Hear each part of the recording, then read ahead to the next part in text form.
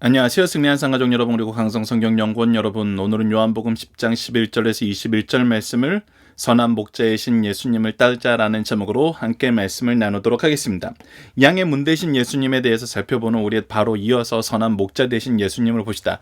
우리가 양의 문 되신 예수님과 선한 목자이신 예수님 안에서 이 두 이야기의 공통점은 무엇이냐면 바로 누구를 따라야 되는 거냐입니다. 누구를 따르는 것이 올바르냐는 것입니다. 이것을 구별할 수 있어야 되고 목자의 목소리를 들을 수 있어야 된다는 것입니다. 그리고 우리로 하여금 듣게 하셨다는 것입니다. 그래서 우리가 유대인들을 통해서 봐야 되는 것은 무엇이냐면 예수 그리스도를 말씀 안에서 바라보게 될 때 우리는 그분을 따르지 않을 수 없다는 것입니다. 그분이 아닌 자들을 따르지 않게 되고 오직 예수 그리스도만 따르게 된다는 그 사실을 우리에게 굉장히 강하게 가르쳐 줍니다. 11절 말씀을 봅시다. 나는 선한 목자라. 선한 목자는 양들을 위하여 목숨을 거리고냐. 우리가 분명히 알게 됩니다. 우리가 죽음에 임박했을 때, 큰 어려움이 있을 때, 이 죄와 사망을 이길 수 없는 상태에 있을 때 우리의 목자 되신 예수님은 결코 우리를 내버려 두지 않으신다는 것입니다. 우리를 사랑하시는 하나님은 결코 우리를 내버려 두지 않는다는 것입니다. 오히려 버리는 자, 이 자들이 싹꾼이라는 것입니다. 12절 말씀을 봅시다. 싹꾼은 목자가 아니요 양도 제 양이 아니라 이리가 오는 것을 보면 양을 버리고 달아나니 이리가 양을 물어가고 또 해치느니라 라고 얘기합니다. 13절 달아나는 것은 그가 싹꾼인 까닭에 양을 돌보지 아니함이라. 정확하게 차이가 나는 것은 선한 목자는 양을 위하여 목숨을 버리는 것이고 싹꾼은 양을 돌보지 아니하는 것입니다. 이것이 지금 어디에서 나타났습니까? 바로 9장 말씀에서 나타났죠. 태어나면서도 맹인되었던 사람, 복음을 듣지 못하고 그의 삶을 유지하기 힘들었던 사람, 도움이 없으면, 은혜가 아니면 살 수 없었던 사람, 그에게 은혜를 베풀고 생명을 베풀고 구원을 베푸신 이는 예수 그리스도이고, 오히려 이 사람이 비천한 가운데 있다가 회복되었는데도 그들을 더욱더 비천한 가운데로 밀어넣은 것은 바로 싹꾼이었던 바리새인들이었다는 것입니다. 우리가 이것을 봐야 됩니다. 이것을 봐야 됩니다. 이것을 구분할 줄 알아야 됩니다. 그래서 우리는 오직 선한 목자이신 예수님 안에 있어야 됩니다. 이 세상 제도가 아무리 놀랍고 그곳에서 벗어나면은 우리가 살 수 없을 것처럼 큰 두려움을 준다 하더라도 외부 세상이 우리를 옥면죄어서 우리를 정말 넘어뜨리고 우리가 갈 수 없는 곳으로 인도하는 것 같이 보여도 우리는 싹꾼을 따르고 싹꾼들과 사는 것이 아니라 선한 목자 되고 우리를 위해서 목숨을 벌리고 우리를 살리고 우리에게 구원의 은총을 허락하시는, 은혜 속에서 참된 생명을 얻게 하시는 그리스도를 따라야 된다는 것입니다. 그래서 지금 올바르게 행한 자는 맹인되었던 이 사람이었고 잘못되게 행하는 자들은 바로 바리새인들의 이야기를 듣는 사람들이었다는 것입니다. 이것은 너무나 명백하게 드러나고 있습니다. 14절 봅시다. 나는 선한 목자라. 나는 내 양을 알고 양도 나를 아는 것이 아버지께서 나를 아시고 내가 아버지를 아는 것과 같으니. 자, 보십시오. 하나님과 예수님은 삼위일체, 삼위의 한 분이신 삼위일체이십니다. 그래서 서로가 모른다는 것은 있을 수가 없는 일이에요. 서로가 분리된다는 건 있을 수가 없는 일이에요. 지금 이 있을 수가 없는 관계가 누구와의 관계냐면 예수 그리스도와 그의 백성된 우리와의 관계라는 거예요. 이 관계는 이렇게 강한 관계라는 것입니다. 절대적인 관계라는 거예요. 그리고 이 안에서 우리가 이 절대적인 관계를 유지할 수 있는 유일한 길, 유일한 힘, 유일한 능력, 그것은 바로 나는 양을 위하여 목숨을 버리노라 라는 그리스도의 대속의 죽으심과 다시 사심 외에는 없다는 거예요. 우리가 주님을 붙잡은 것이 아니라 주님이 우리를 붙잡아 주셨다는 것입니다. 우리가 주님을 찾은 것이 아니라 주님이 우리를 찾아와 주셨다는 거예요. 우리는 그분의 부르심을 듣고 그분의 목소리를 알고 그분의 인도하심 안에 사는 것 외에는 없다는 거예요. 보십시오. 16절. 또 이 우리에 들지 아니한 다른 양들이 내게 있어 내가 인도해야 할 터이니 그들도 내 음성을 듣고 한 무리가 되어 한 목자가에게 있으리라 라고 얘기하면서 이 구원의 역사가 어떻게 된다고요? 확장된다고요. 우리에게 생명을 주고 더 풍성하게 하신다는 말씀이 성취되고 더욱더 풍성하게 성취된다고요. 이것을 위해 어떻게 하신다? 17절. 내가 내 목숨을 버리는 것은 그것을 내가 다시 얻기 위함이니 이로 말미암아 아버지께서 나를 사랑하시느니라. 이것을 위해서 예수님은 직접 자기의 목숨을 버리십니다. 그러나 이 버리심은 패배 버리심이 아니고 항복의 버리심이 아니고 죽음의 버리심이 아니라 다시 얻는 생명의 역사라는 것입니다. 아버지의 역사라는 것입니다. 하나님께서 우리를 향한 그 사랑을 이루시기 위한 역사라는 것입니다. 무엇이? 예수 그리스도의 죽으심이. 삼위일체 하나님의 구속사가 18절부터 이를 내게서 빼앗는 자가 있는 것이 아니라 내가 스스로 버리노니 나는 버릴 권세도 있고 다시 얻을 권세도 있으니 이 계명은 내 아버지께서 받았노라 하시니라. 이것은 이미 하나님의 계획 안에서 선언된 것이고 성취될 것이고 우리 입장에서는 이미 성취된 것을 본 것이고 그리고 이 안에 아버지의 사랑과 아버지의 영광이 있다는 것입니다. 아버지의 사랑과 아버지의 영광이 있는 자리는 예수 그리스도의 자리입니다. 예수 그리스도 안에 있는 자리입니다. 예수 그리스도로 말미암은 자리입니다. 이것을 우리가 이제 받아들이고 인정할 수밖에 없는 사건이 지금 예수님을 통해서 계속 일어나고 있는 것입니다. 나는 선한 목자라, 나는 양의 문이라 라고 얘기하시면서, 나는 생명의 떡이라 라고 얘기하시면서, 나는 빛이라 라고 얘기하시면서 계속 이 일이 우리 앞에 증명되고 있습니다. 그런데 이때 어떤 일이 생겨요? 가장 안타까운 말씀입니다. 그리고 계속 우리가 경험하는 말씀입니다.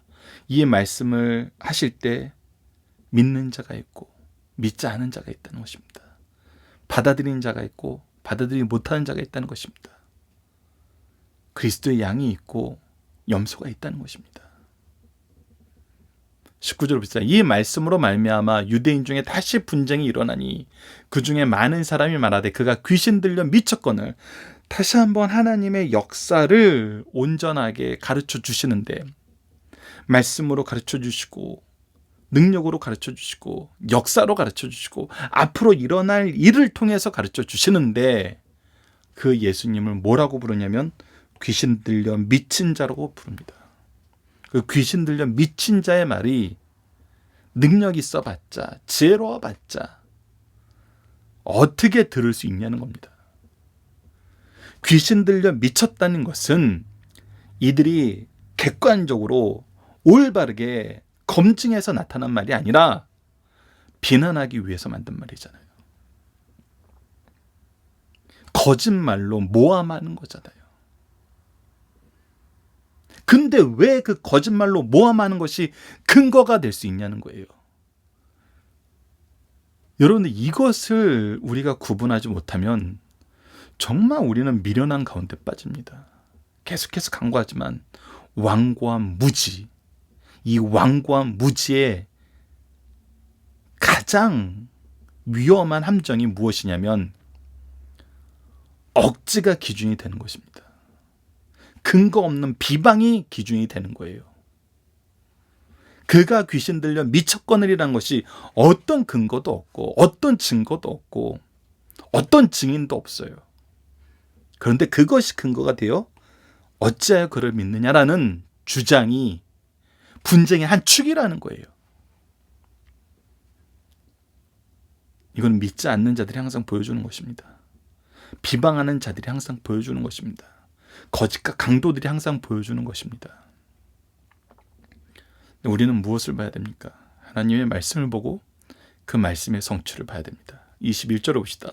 어떤 사람 말하되 이 말은 귀신 들린 자의 말이 아니라 너희들이 주장하는 그것이 옳을 수가 없다. 귀신 들렸다는 것이 옳을 수가 없다. 귀신이 맹인의 눈을 뜨게 할 수 있느냐? 회복의 역사, 생명의 역사, 부흥의 역사, 이것이 있을 수 있냐는 것입니다. 없다는 것입니다. 말씀을 통해서 이런 능력은 하나님의 능력이고, 하나님의 능력은 하나님이 보낸 종들을 통해서, 더 궁극적으로는 메시아를 통해서 나타나는 것이란 겁니다. 싹군 목자의 특징은 무엇입니까? 이리를 버리고 이리가 오면, 위험이 오면 양을 버리고 달아난다는 것입니다. 이것은 무엇이냐면 내가 이 일을 하는 이유는 내 이익을 위해서 하고 있다는 것입니다.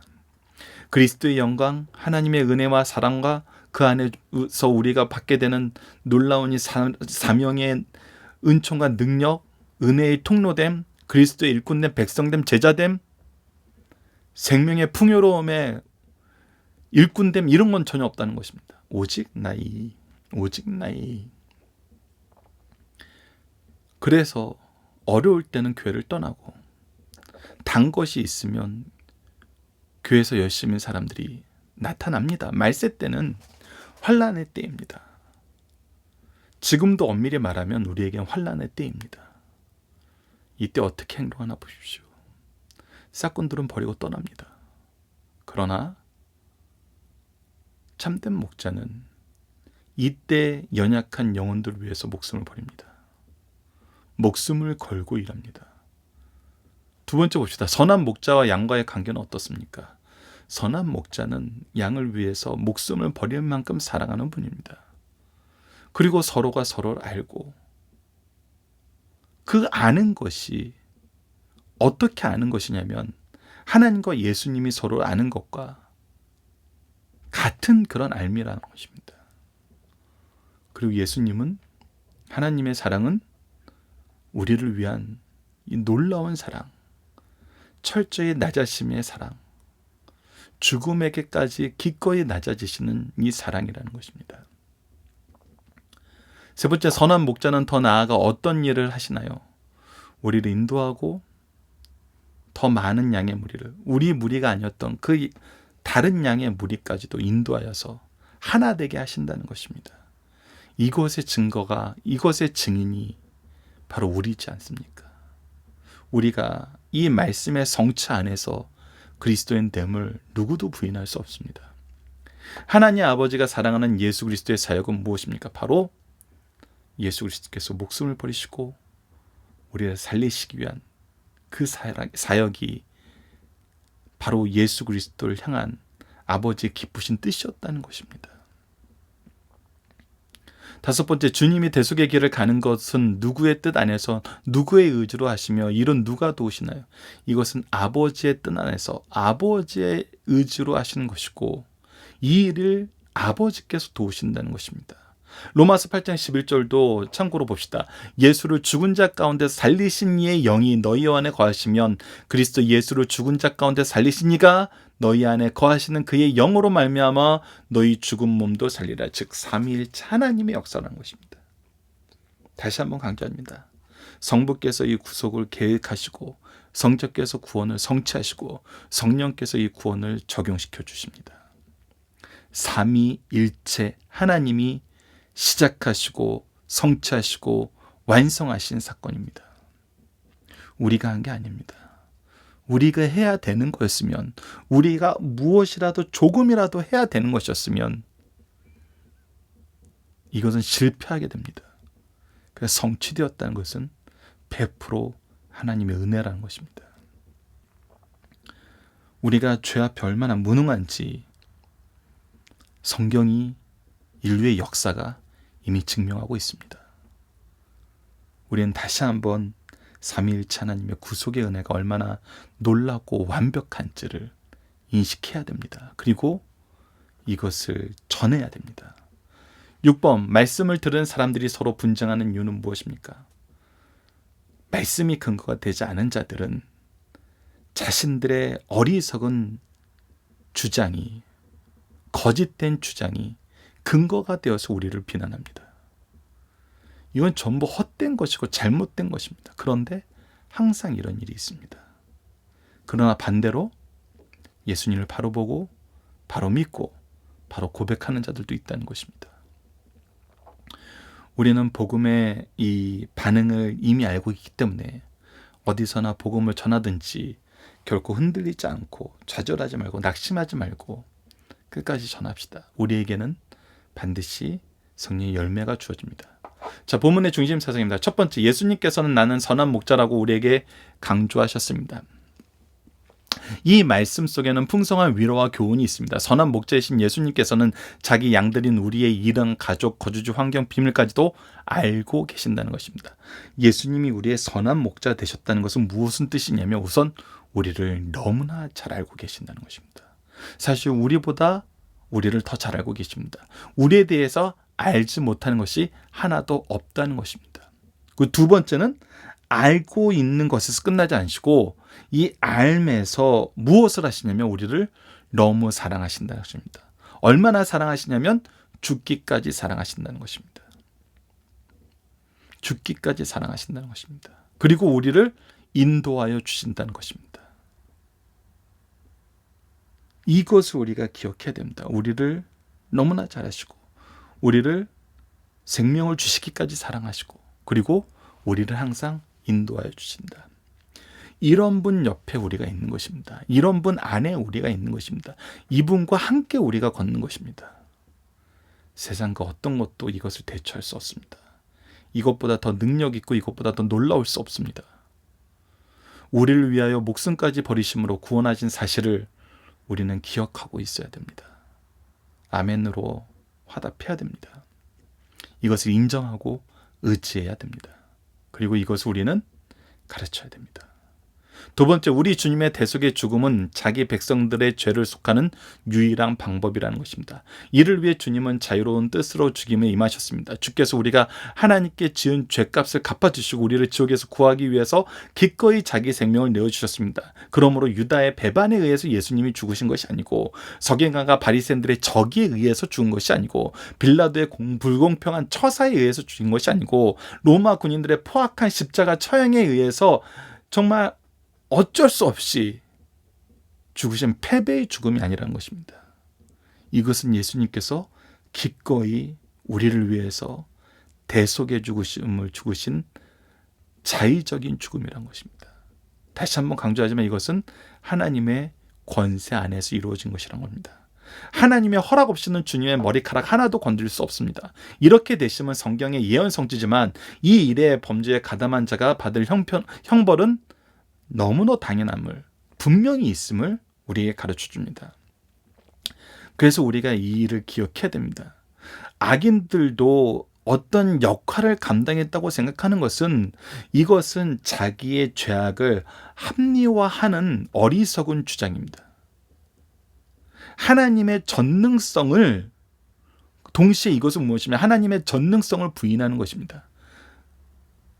하나님이 전능하시지 않으시기 때문에 그들의 불의한 것까지도 이용할 수밖에 없는, 최선은 아니지만 차악을 선택할 수밖에 없는 그런 존재로 오히려 폄하시키는 것입니다. 동시에 우리의 위치를, 우리가 어떤 존재임을 바로 깨닫지 못하는 것입니다. 우리는 요한복음 10장을 통해서 양임을 살펴봤습니다. 우리는 하나님의 사랑이 없이는 살 수 없고 우리는 우리 스스로를 방어할 수 없기 때문에 하나님의 보호하심이 없으면 살 수 없고 그의 백성으로 살지 않으면 살 수 없습니다. 그런데 내가 그의 백성으로 살지 않고 그의 사랑을 거절하면서 살고 내가 무엇인가 할 수 있다고 사는 것이 하나님의 역사를 도왔다고 생각하는 것은 정말 미련한 것이고 정말 무식한 것이고 정말 악한 것입니다. 자기가 심판에 처하고 자기 죄가 분명하게 드러났는데도 끝까지 자기 죄를 인정하지 않는 오만이고 교만이고 어리석임 뿐입니다.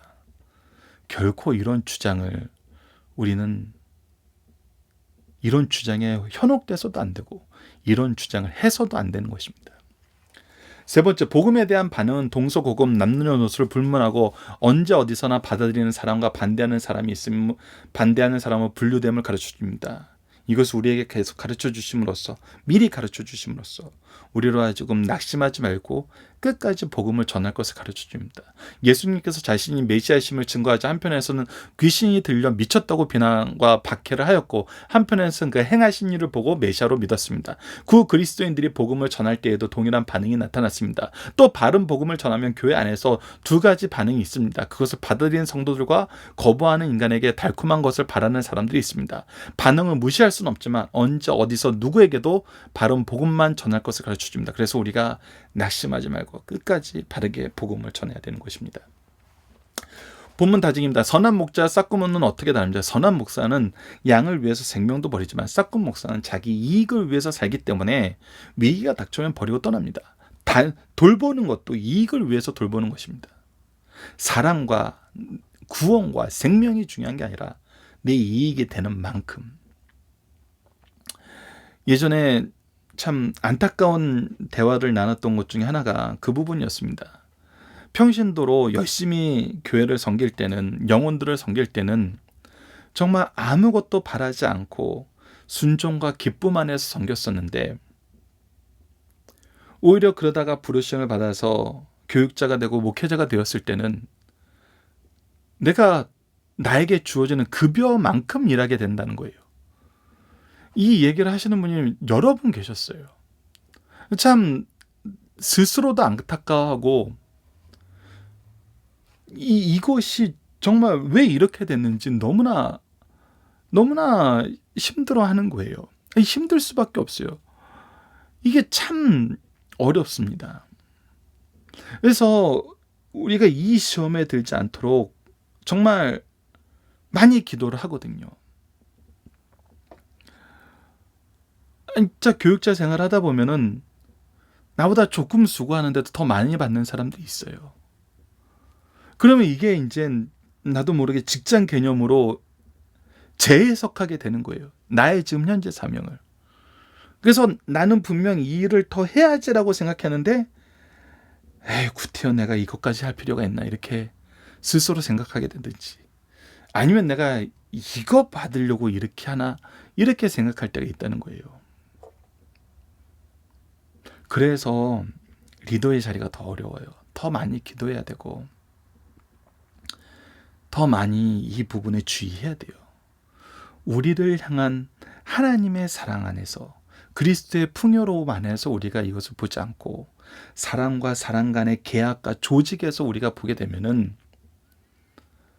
우리도 바리새인들처럼 될 수밖에 없고 때로는 무서운 얘기지만 싹군이 될 수밖에 없어요.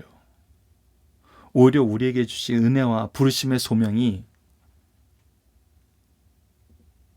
내가 걸려 넘어지게 되는 기회가 될 수도 있어요. 그래서 우리가 은혜 안에 있을 때 더욱 겸손하게 더욱더 하나님과 동행하면서 나의 행동과 나의 결단과 나의 결심과 나의 나아가는 방향을 항상 말씀 안에서 점검해야 됩니다.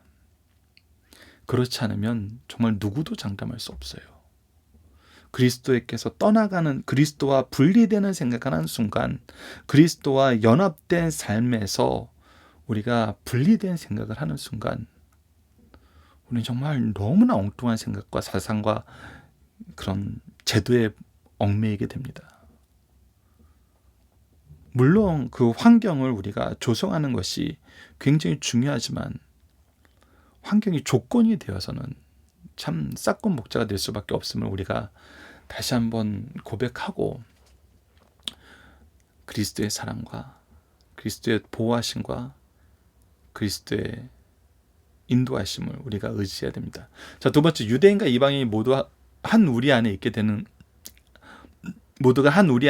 되는가라는 것. 어떻게 한 우리에 있게 됩니까? 바로 예수 그리스도의 사역에 의해서 예수 그리스도의 인도하심에 속에 있습니다. 그리고 마지막 본문 다지기 이 세 번째가 참 우리가 정말 많이 기도해야 되는 건데, 성도가 세상에서 견뎌야 할 일들은 어떤 것입니까?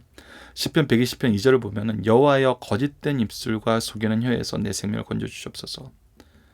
예수님이 귀신 들린 자라는 그 근거는 거짓된 입술과 속이는 혀에 의한 거였습니다.